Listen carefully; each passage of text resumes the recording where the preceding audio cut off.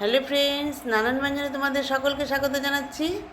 আজ দেখো এখানে রূপচাঁদা মাছ না হয়েছে। তো এই মাছটা না সবাই খায় না হয়তো, আমি কিন্তু ভীষণ ভালোবাসি এই মাছটা, কারণ এই মাছটাতে কাঁটাটাও একটু মোটামুটি কমই থাকে আর খুব তাজা মাছটা। ঝোলটা যেভাবেই বানাবে সেভাবেই টেস্ট হয়। তো মাছটার মধ্যে একটু তেলও আছে থাকে আর কি। তো এখন আমি মাছগুলোকে লবণ হলুদ আর তেল দিয়ে মেখে রেখেছি। তো এখন মাছগুলোকে আমি ভেজে নেব। এখন আমি দেখো কড়াইতে তেল বসিয়ে দিয়েছি, দিয়ে এখন আমি মাছগুলোকে ভেজে নিচ্ছি। একটু দূরের থেকে দিচ্ছি, একটু যদি ফাটবে তো ওই জন্য ভয় করে, তো তেলগুলো একটু ফাটে। তো দেখো আমি এইভাবে মাছগুলোকে একটু ভেজে নিচ্ছি। এখন একটু ঢেকে দিলাম, ঢেকে দিয়ে দিয়ে আমি অনেক দূর থেকে দিচ্ছি না, এই জন্য একটু উনানে পারে একটু তেল টেল পড়ছে আর কি, জলটা। তো এখন দেখো এখানে আমি মাছ ভেজে নিয়ে আমি এদিকে কিন্তু পটল আর আলু ভেজে নিয়েছি, যেটা স্কিপ হয়ে গেছে। একটু জিরা দিয়ে ভেজে নিয়েছি। এই দেখো আমার টমেটো আছে এখানে, কিন্তু আমি টমেটো দিয়ে রান্না করব না। তো এখানে আমি দেখো এখানে তেজপাতা দিয়ে আর কালো জিরা দিয়ে আর পেঁয়াজ দিয়ে ভেজে নিয়ে এখন এর মধ্যে আমি আদা আর কাঁচা লঙ্কার পেস্টটা দিয়ে দিলাম। আদা কাঁচা লঙ্কা পেস্টটা দিয়ে এখন ভালো করে একটু মিশিয়ে নিচ্ছি। তো আমি মেয়ে যখন কিছু খায় চিকেন টিকেন তখন আমি এখন দিয়েছি আর কি, কিন্তু আমি সেতে দেবো না আর কি। আমার এই রান্নাটার মধ্যে আমি আর এখন দেবো না আর কি।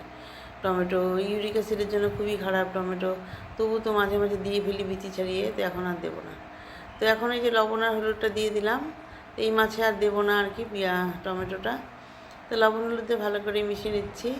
মিশিয়ে নিয়ে এখন এর মধ্যে দিয়ে দেবো ধনে গুঁড়ো, জিরে গুঁড়ো আর লঙ্কার গুঁড়ো দিয়ে দেবো। তার আগে আমি একটু রসুন দিয়ে দিলাম। রসুনটা এখন এইভাবে মশলার সাথে সেদ্ধ হয়ে যাবে।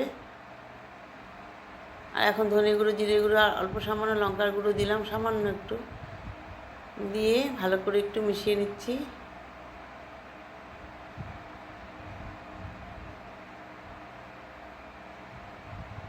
এইভাবে ভালো করে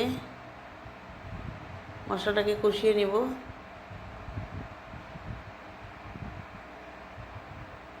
আর এখানে আলু আর পটল এটাকে আমি জিরে দিয়ে ভেজে নিয়েছিলাম, এখন এটাকে আমি এর মধ্যে দিয়ে দেব। তো দিয়ে দিলাম, দিয়ে এখন মশলার সাথে একটু ভালো করে কষিয়ে নেব।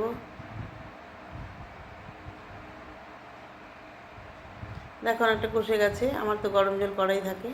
তখন আমি গরম জলটা দিয়ে দিচ্ছি এর মধ্যে। গরম জলটা দিয়ে ভালো করে একটু মিশিয়ে নিব। মিশিয়ে নিয়ে তারপর আমি এখন এর মধ্যে মাছগুলোকে দিয়ে দিচ্ছি। মাছগুলোকে দিয়ে সব মাছগুলোকে দিয়ে দেবো, কিন্তু মাথাটাকে দেবো না। মাথাটাকে দিয়ে আমি একটু অন্য কিছু রান্না করবো আর কি। তো এখন দিয়ে দিলাম, মাছের পিসগুলো দিয়ে দিলাম। তো এই মাছগুলো তো আর বাচ্চারা খায় না, আমার মেয়ে তো খায় না কোনো মাছই। তো ওই যে আমাদের দুজনের জন্যই রান্না করছি। তো এখন একটু ঢেকে দিলাম, ঢেকে দিয়ে দেখো ঝোলটা কিরম, বেশি লাল হয়নি, কারণ আমি একটু পুরো কাঁচা লঙ্কা দিয়ে বানাচ্ছি। এখন দেখো এবার ঝোলটা ফুটছে। তো এখন আমি এটাকে একটু দুটো কাঁচা লঙ্কা আরও দিয়ে দিলাম, দিয়ে এখন আমি ঝোলটাকে নামিয়ে নেব। একদম তাজা মাছ, তো যে কোনো তাজা মাছই দেখবা একটু ঝোল বানালে পাতলা করে খুবই টেস্ট হয়। এখন আমি এটাকে দেখো উনানটাকে অফ করে দিলাম, এখন আমি এটাকে সার্ভ করে দেবো।